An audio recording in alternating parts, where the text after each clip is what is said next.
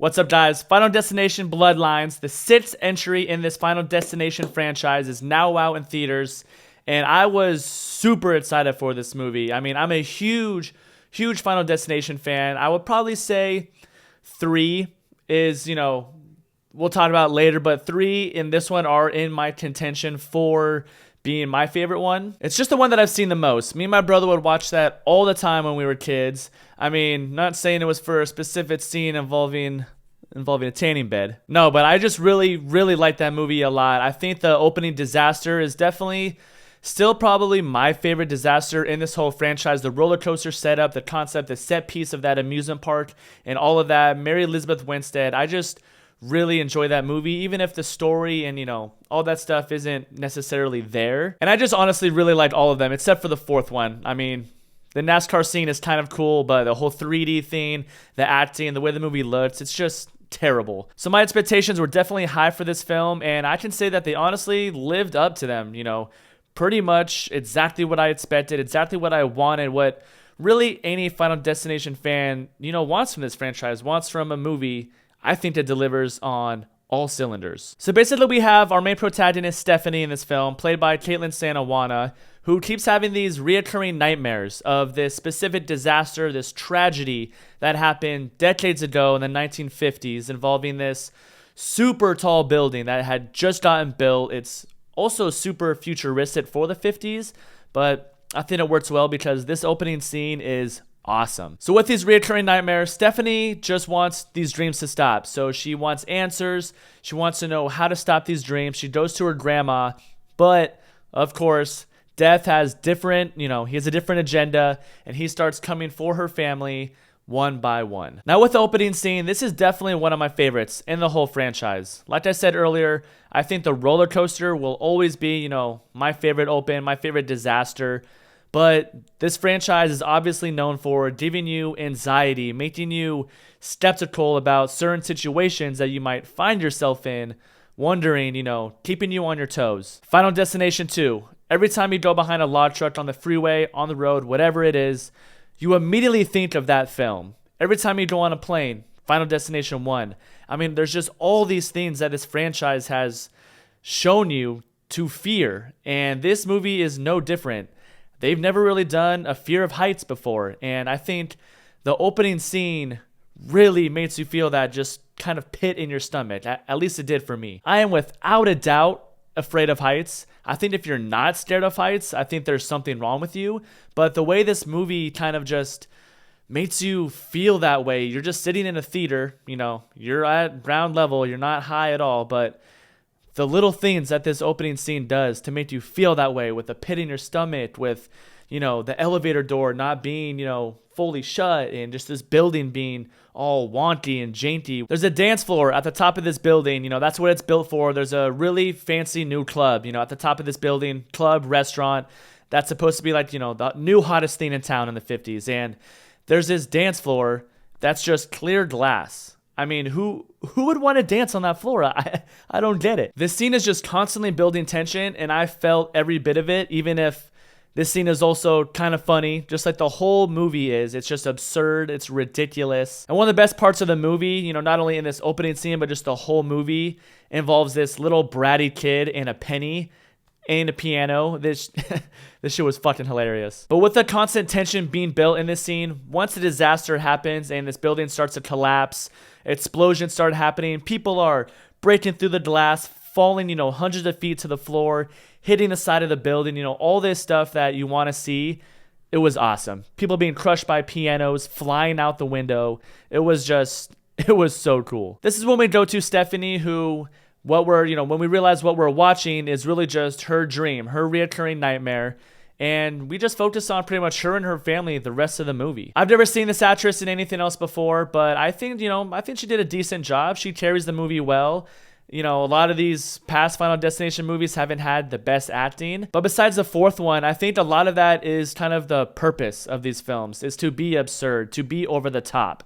So I think this movie, kind of just does all that stuff in a really good way. And the kills in this movie are just, once again, so absurd, so bonkers. I think these definitely have some of the best kills in the whole franchise. I do understand, a lot of people are complaining about the CGI in this film and how it's just kind of excessive, and I do understand that, but it doesn't necessarily bother me just because of some of these kills, the way some of these people die. I don't know how you could do that practically. There are definitely some kills that could have been practical, but if you have some that are practical, some that are just 100% CGI, I don't know if that would really make sense either. But I also think that the over-the-top usage of CGI with these kills, with this blood and gore, I think that's just kind of the charm of this franchise in some sort of way. So it's never really bothered me that much. The excessive use of CGI just kind of adds to the silliness and the absurdness of just the way that these people die. It's just so crazy. So I think it just kind of adds to that element. And I'm also really glad that a lot of these kills are extremely creative. They're not, in the past there's been kind of, cheap kills, just, being stabbed in the gut with a knife on accident or being hit by a bus. I always hate those types of kills, but there's a scene in this movie with an MRI in a wheelchair that was fucking awesome. So original, and there's plenty of that. And one thing that surprised me about this film was the family dynamic. In all the other films, it's teenagers, it's high schoolers having to deal with death. But here we get one family being hunted down by death. So it adds this different type of emotion that we haven't really gotten in any other film. The parents wanting to save their kids, and the kids wanting to save their parents, their whole family, them all looking out for each other. It just added a different dynamic, and it was just really something new. It was something fresh that this franchise hasn't done, so I really appreciated that. And this movie honestly is genuinely hilarious, not with how crazy the kills are, because, you can't help but chuckle at a lot of those too.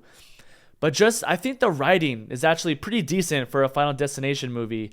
After the credits rolled, I saw John Watts was a co-writer of this film, so that was pretty cool to see that. But a lot of these jokes, they're kind of subtle, but I think the humor really is earned in this film. There's two characters, Bobby and Eric, who are brothers, and a lot of that comedy comes from them. One scene involving Eric, he's the guy with all the tattoos. He is told that he's going to be the next one to die. He's the next one in line, and he escapes death that previous night. I won't, spoil anything because the marketing kind of shows something a little bit different, but, the movie did come out a few days ago. But he's told that he's next to die, and he just doesn't believe it. So Stephanie and her brother are trying to warn him, like, you gotta be careful. That tree could fall, and then the soccer ball could hit you in the head, and, blah, blah, blah, whatever it is. She's seeing all these possible things that death could do, and he's just walking super confident. This garbage truck rolls by, and he's just playing with the devil, man. This dude is going right up to the truck. It's lifting the garbage into it, so he's like smacking it, hitting the tires, banging on the side. I mean, there's just so many things that could have killed him, but it's hilarious in the way that he does it, because you're just like, this guy is fucking crazy. So it's just the little stuff like that I really enjoyed in this film that kind of made it stand out to me from the other films in this franchise, because a lot of them are just cheap. But that does bring me to another point with Eric, not believing that he's going to die next. It's a problem that I have in a lot of horror movies specifically, when these other characters refuse to believe the main character, the main protagonist, when there's clear evidence laid out in front of them of what's happening, of what's going on, and they just refuse to believe it. Stephanie makes a whole vision board, with the book that her grandma gave her to, try to escape death, everything that she's learned. So there's all these articles, police reports of all the people who were in that building in the 1950s who have all died. All their kids have died. All their kids have died. And she's laid it all out for them, and she tells them, we are next. We are all going to die, and this is the order. And they just don't believe him, and it takes 2 more family members to die, and then they believe it. And then it's like, I kind of understand plot-wise, and even just in general, how are you going to believe that? But I mean, come the fuck on, dude. When you have that much evidence over 60 plus years, 70 years, what the fuck? But honestly, I don't really have that many more complaints. I think, the actors did a good job. I think they're doing what they're supposed to do. The way they're directed fits perfectly for this franchise. The whole tone, I think it's perfect in this film. it is kind of formulaic, as in every Final Destination movie has been the same from beginning to end to the last scene, to where, spoiler alert, every character in every Final Destination movie dies. So that kind of can be a negative, but I think the last scene is also fucking hilarious. And even though all these movies are the same, every character always ends up dying no matter what, it still kind of works. And it just feels very much like itself. And how can I forget Tony Todd? This is his final movie that he was in, and his scene was awesome. It was heartfelt, it was real. And I learned that, that last line that he had was improvised. The directors wanted him to speak directly to the fans, and that shit hit hard, man. That shit hit me right in the heart. Tony Todd has, of course, been in dozens and dozens of movies, but I mainly know him, besides the original Candyman, I mainly know him from this franchise, and he's been in every single movie in this franchise, and he's awesome. His character is great. He's the coroner. He's kind of the person who gives, all the exposition. He explains the concept of death to all these kids, whatever characters, find themselves in this certain situation. And it's just so cool. He's mysterious, and he's just always honestly been that dude. He's awesome in these movies. Awesome. And those final improvised lines that he says in this film are just perfect. Perfect send-off for pretty much anybody, really. I mean, he just says, it's just so real and authentic, and all I can say is RIP to a legend. But yeah, overall, obviously, I fucking love this movie. I thought it was awesome. If you're a Final Destination fan, you're going to like this movie.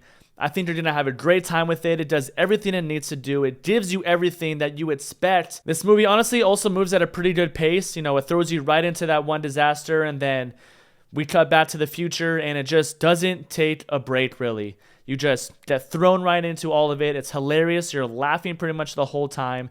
I really enjoyed all these characters. It doesn't dance around and try to do anything too fancy. It just gives you exactly what you want. Great kills, awesome set pieces, a new disaster that's going to put fear into these people.